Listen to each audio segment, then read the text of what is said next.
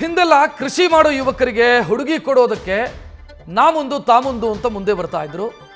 ಆದರೆ ಅದು ಬರ್ತಾ ಬರ್ತಾ ಬದಲಾಗಿ ಸರ್ಕಾರಿ ನೌಕರಿಯಲ್ಲಿದ್ದವರಿಗೆ ಡಿಮಾಂಡ್ ಹೆಚ್ಚಾಯಿತು. ಎಕರೆಗಟ್ಟಲೆ ಜಮೀನಿದ್ರೂ ಕೂಡ ರೈತರ ಮಕ್ಕಳು ಮದುವೆ ಆಗೋದಕ್ಕೆ ಹುಡುಗಿ ಸಿಗದೆ ಪರದಾಡುವಂಥ ಸ್ಥಿತಿ ನಿರ್ಮಾಣ ಆಯಿತು. ಸದ್ಯ ಇದೇ ಪರಿಸ್ಥಿತಿ ವಿದೇಶದಲ್ಲಿ ಲಕ್ಷ ಲಕ್ಷ ಸಂಬಳ ಪಡೆಯೋ NRIಗಳಿಗೂ ಕೂಡ ಬಂದೊದಗಿದೆ.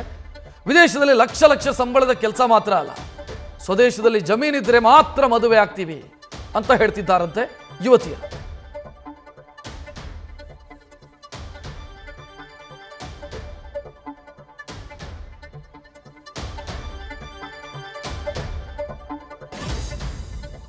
ವಿದೇಶದಲ್ಲಿ ಲಕ್ಷ ಲಕ್ಷ ಸಂಪಾದನೆ ಇರುವಂಥ ಉದ್ಯೋಗ ಇದ್ರೂ ಕೂಡ ಹೆಣ್ಣು ಸಿಗದಂಥ ಸ್ಥಿತಿಗೆ ವಿದೇಶದಲ್ಲಿ ಉದ್ಯೋಗ ಮಾಡುವಂಥವರು ಬಂದು ತಲುಪಿದ್ದಾರೆ.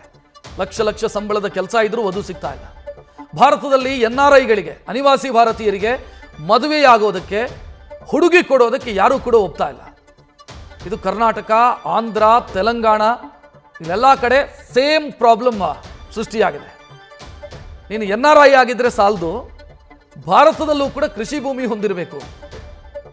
ವರ ಅಮೆರಿಕಾದಲ್ಲಿದ್ದರೆ ಗ್ರೀನ್ ಕಾರ್ಡ್ ಹೊಂದಿರಬೇಕು. ಭೂಮಿ ಇಲ್ಲದಂಥ ವರನಿಗೆ ಮದುವೆ ಆಗೋದಕ್ಕೆ ಹುಡುಗಿ ಕೊಡ್ತಿಲ್ಲ, ಅಲ್ಲೋ ಕೊಡಲ್ಲ ಅಂತ ವಧುವಿನ ಪೋಷಕರು ಡಿಮಾಂಡ್ ಇಡ್ತಾ ಇದ್ದಾರೆ. ಜಮೀನು ಇಲ್ಲದ ಹುಡುಗರನ್ನ ತಿರಸ್ಕರಿಸ್ತಾ ಇದ್ದಾರೆ ಯುವತಿಯರು. ನೋ ಲ್ಯಾಂಡ್ ನೋ ಮ್ಯಾರೇಜ್ ಅಂತ ಹೆಣ್ಣುಮಕ್ಕಳು ಹೇಳ್ತಿದ್ದಾರಂತೆ. ಸೊ ಮದುವೆ ಆಗೋದಕ್ಕೆ ವಧು ಸಿಗದೆ NRIಗಳು ಒದ್ದಾಡ್ತಾ ಇದ್ದಾರೆ. ಅದರಲ್ಲಿ ರಾಜ್ ಜಾಗೀರ್ದಾರ್ ಎಂಬಾತ ಕೂಡ ಒಬ್ಬ. US ಲಕ್ಷ ಲಕ್ಷ ಸಂಬಳ ಪಡಿತಾ ಇದ್ದಾರೆ ಇವರು. ಆದರೂ ಕೂಡ ಮದುವೆ ಆಗೋದಕ್ಕೆ ಹುಡುಗಿ ಸಿಗದೆ ಪರದಾಡ್ತಾ ಇದ್ದಾರೆ. ಸದ್ಯ 36 ವರ್ಷ ದಾಟಿದೆ. ಜಮೀನು ಹೊಂದಿರದ ಕಾರಣ ರಾಜ್ ಜಾಗೀರ್ದಾರ್ಗೆ ಬರುವಂಥ ಪ್ರಪೋಸಲ್ಸ್ ಎಲ್ಲ ರಿಜೆಕ್ಟ್ ಆಗ್ತಿದ್ದಾವೆ.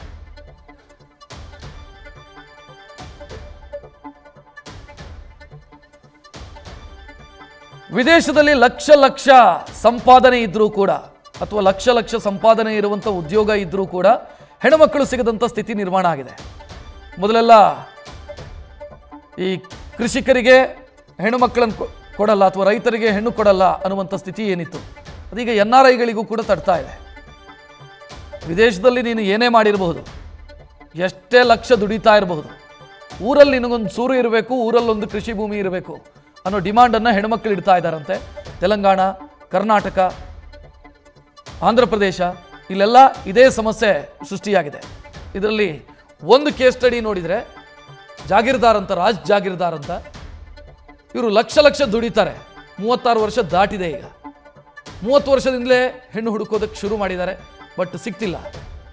ಕೇಳಿದರೆ ಅದೇ ಕಂಡೀಷನ್ನು, ನಿಮಗೆ ಊರಲ್ಲಿ ಕೃಷಿ ಭೂಮಿ ಇಲ್ಲ, ನೀವು ಅಮೆರಿಕಾದಲ್ಲಿ ಏನೇ ಇರಬಹುದು, ಬಟ್ ಊರಲ್ಲಿ ನಿಮಗೆ ಕೃಷಿ ಭೂಮಿ ಇಲ್ಲ, ಹೆಣ್ಣು ಕೊಡೋದಕ್ಕೆ ಸಾಧ್ಯ ಇಲ್ಲ. ನೋ ಲ್ಯಾಂಡ್ ನೋ ಮ್ಯಾರೇಜ್ ಅಂತ ಹೆಣ್ಣುಮಕ್ಕಳ ಪೋಷಕರು ಹೇಳ್ತಾ ಇದ್ದಾರೆ. ನ್ಯೂಸ್ ಫಸ್ಟ್, ನಿರ್ಭೀತಿಯಿಂದ ನಿಮ್ಮ ಪರವಾಗಿ.